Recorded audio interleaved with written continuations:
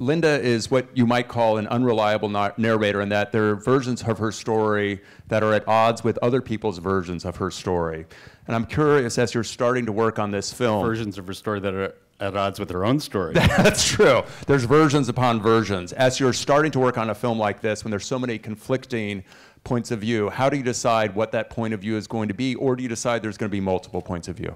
Well, ultimately, that's what we decided. We wanted to find a story structure that would allow for different tellings of the same story, because that's how she presented it. So we wanted to first present the story as she publicly presented it, and as in her early autobiographies, that's how she wrote about it, and then pull back the curtain.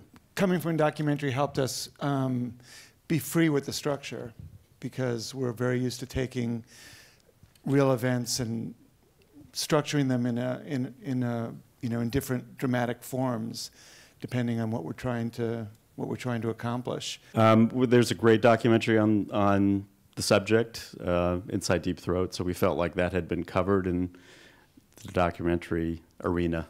Linda Lovelace is it's a household name. I was born in the mid-'80s.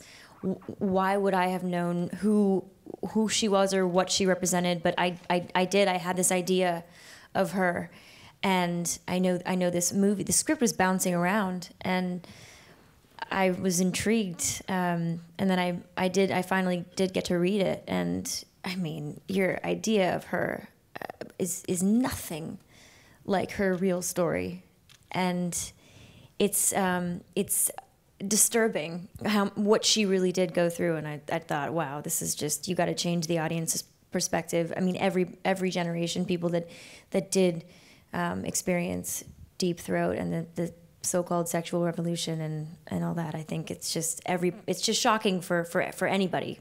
As soon as I met Rob and Jeff, I trusted them. They have just so much integrity, and they really right off the bat said, we want to tell her story from her perspective, and that makes everything so like all that more simple for me, because I know that I'm only really just going to embody her and believe in her, just like they believe in her, and you just start off from there. So I mean, they made it pretty easy for me to just jump on board. Sharon, were you in this movie? Some people don't think. Some people didn't realize. It's amazing. I mean that as a compliment. Yes, people say that to me. I thought you were in that movie.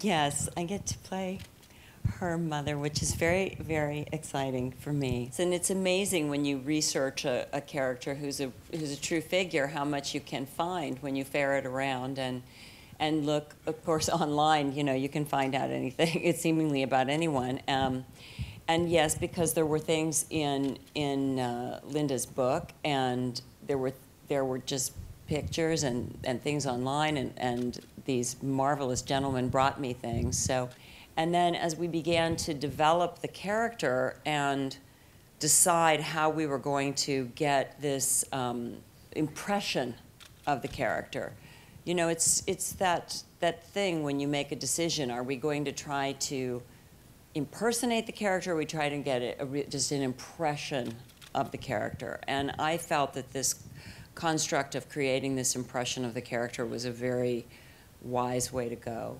because with that, you sort of do a little bit less in the facade, and you bring it forth from inside, which is what Rob and Jeff encouraged me to do, and I was grateful for that in the end. Scared in the beginning, grateful Scared in of the end. part, or scared? Well, no, I wasn't scared of the part. I understood because from where the mother's coming from, it's the story of her relationship with her daughter and her husband, and this thing about you know, this dysfunctional family cycle where she comes from something that's been very hard in her past. It passes on through her to her daughter, and her daughter finally has the courage to stand up and break that wheel of dysfunction and abuse in a family cycle. And she's ultimately, of course, very proud of her daughter, and sees at a point, oh my God, this is really what's happened and is happening, and here's my piece in it. Documentaries are heavily interview-driven, and you're directing the interviews. When you're interviewing people, you're trying to get something from them, and you're trying to get something spontaneous, something real to happen, and that's the same thing you're doing when you're directing a scene, I think. And every actor you have a different kind of relationship with, and work differently within a scene sometimes. So you just have to kind of figure out how you best communicate with your actor. Our second day of shooting was a scene where we had to do the slap, where Linda comes home later than her curfew, and Mom is there at the door to slap her. And we had a stunt coordinator that was going to coordinate the slap, and Sharon said, we have to slap her. You know, we have to do this. I was dragged across the room by Joe Pesci and thrown down the stairs by, I may have the order wrong, but Sharon in her exactitude said, no, we have to do this. And of course she was right. And I said to Sharon, come here, slap me. And Sharon went, whack. And I said, okay, just don't hit her on the nose. So I can forever say I was slapped by Sharon Stone. And Actually, he said, what would that be like? And I went, it would be like this. Boom. But it made all the difference in the scene. She had some pretty dark experiences that I didn't feel I needed to see, but I actually did watch about 10, 15 minutes of Deep Throat until I was just so bored, and then I saw all the footage just on a loop, just of Phil Donahue. I mean, I actually had to recreate that completely. It still plays in my mind in a loop. Amanda had to do that entire scene performing against a green screen. Yeah. There was no real Phil Donahue. There was a guy with white hair who would bobble his head as if because you saw the back of him as he's talking. It was so bizarre, but it was so ingrained in my memory, that Phil Donahue episode, that I was able to get there. It's weird.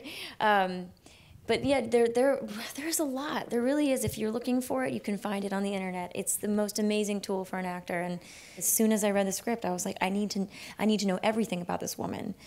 It's a really tragic story, but it is really fascinating. And it is kind of uplifting in the fact that she did find her voice. After all that, after everything she went through, she figured out who she was, and she found her own identity, and she just tried to kind of prove to the world who she really was.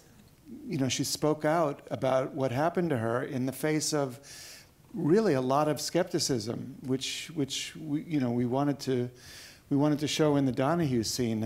Obviously those are real people, doubting her, and the doubting never stopped, and she never got defensive about it. She was just always, well, I understand how you find it difficult to believe, but this is what happened.